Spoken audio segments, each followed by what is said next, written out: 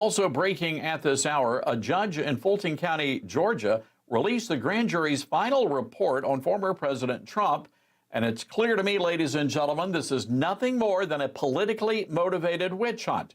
It turns out the plan was to indict 39 people, including Senators Lindsey Graham, Kelly Loeffler, and David Perdue, along with former Trump associate Michael Flynn.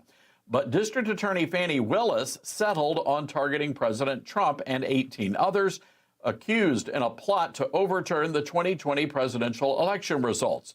So a radicalized district attorney, a partisan whose father was an Afrocentric Black Panther, a DA who was out to get President Trump, has weaponized her office to take down the America First movement.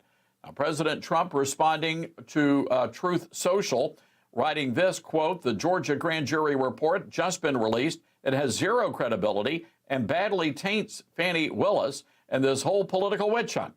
Essentially, they want to indict anybody who happened to be breathing at the time. It totally undermines the credibility of the findings and badly hurts the great state of Georgia, whose wonderful and patriotic people are not happy with the charade of an out-of-control prosecutor doing the work of and for the DOJ, election interference."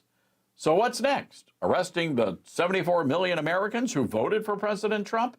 And yet the Republican governor of Georgia, Brian Kemp, refuses to take any action to remove Fani Willis from office. Republican lawmakers like State Senator Colton Moore have called for an emergency session of the legislature to defund and investigate the Fulton County District Attorney's office. But Governor Kemp so far refuses to do so. You know, it seems to me the governor and Miss Willis would have felt right at home in the old Soviet Union.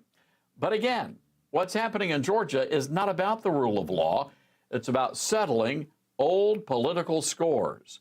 And as the late Charlie Daniels would say, the devil went down to Georgia and got elected to the district attorney's office.